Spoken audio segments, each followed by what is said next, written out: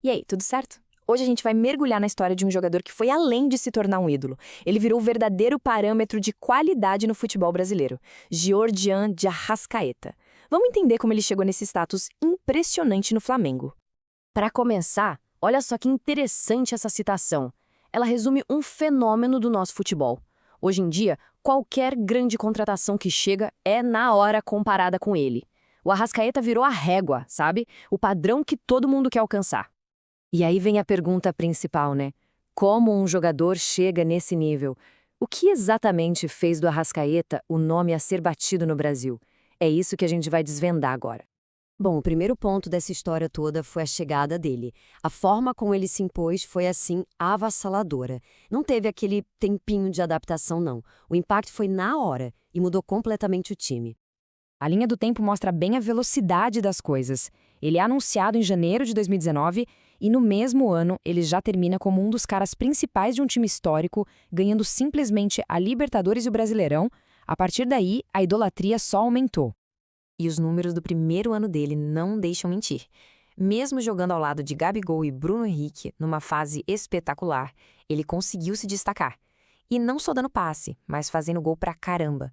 Ele chegou pronto, provando ser uma peça ofensiva completa. Agora a gente chega num ponto que é crucial para entender essa evolução. Se ele já era um jogador genial, uma mudança tática específica colocou ele num patamar ainda mais alto. Ele basicamente se reinventou dentro de campo.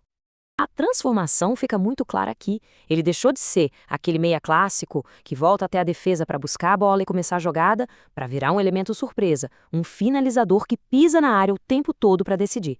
Ou seja, passou a jogar bem mais perto do gol. E essa mudança teve um estalo, um gatilho. O jornalista Paulo César Vasconcelos aponta esse momento aqui, contra o Bayern de Munique, como o ponto da virada. Um erro que gerou uma correção tática genial.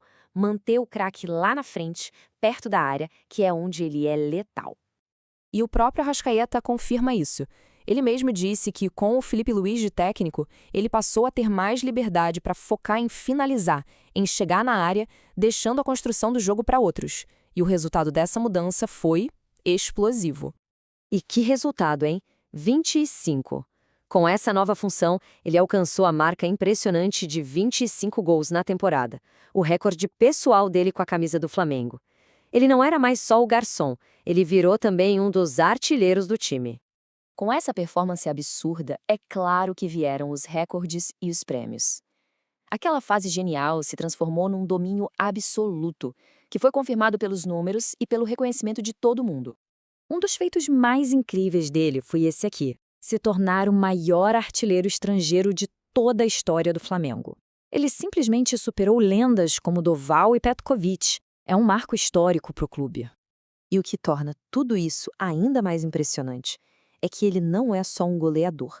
Os números mostram um equilíbrio absurdo entre gols e assistências. Com mais de 100 passes para gol, ele é uma ameaça dupla o tempo todo para qualquer defesa. Essa temporada espetacular dele foi coroada com os prêmios individuais mais importantes do país. Ser eleito o craque do Brasileirão e ganhar a Bola de Ouro só carimbou o status dele como o melhor jogador em atividade no Brasil. Não tinha discussão. Com tantos títulos, recordes e atuações de gênio, a discussão sobre o Arrascaeta sobe de nível. Agora, o debate é sobre o lugar dele na história do Flamengo, especialmente por ele ser o dono de uma camisa tão mítica. E aqui a gente entra numa discussão fascinante. Arrascaeta, que hoje veste a 10, já pode ser considerado o maior sucessor do Zico com esse número? O debate é bom. A camisa 10 do Flamengo tem um peso diferente, né? É uma herança deixada pelo maior ídolo da história do clube, o Zico. Muitos craques vestiram essa camisa depois dele, mas encontrar um sucessor à altura sempre foi o grande desafio. Se a gente colocar em perspectiva, o Arrascaeta, em pouco tempo vestindo a 10, já tem números bem expressivos. Comparando com outros gigantes que usaram a camisa como Sávio, Adriano e Petkovic, a projeção mostra que ele tem tudo para se tornar o maior artilheiro entre eles. E para a gente fechar, vamos refletir um pouco sobre o que tudo isso significa num nível mais pessoal para ele e também para o futuro. A história do Arrascaeta no Flamengo parece que está longe de acabar. E essa declaração dele aqui revela a motivação mais profunda. Mais do que títulos ou recordes, o que ele quer é a imortalidade, sabe? É deixar um legado para que a família dele possa ver o nome dele gravado para sempre na história do clube. Isso é muito poderoso. E a ótima notícia para a torcida do Flamengo é que esse capítulo ainda tem muitas páginas para serem escritas.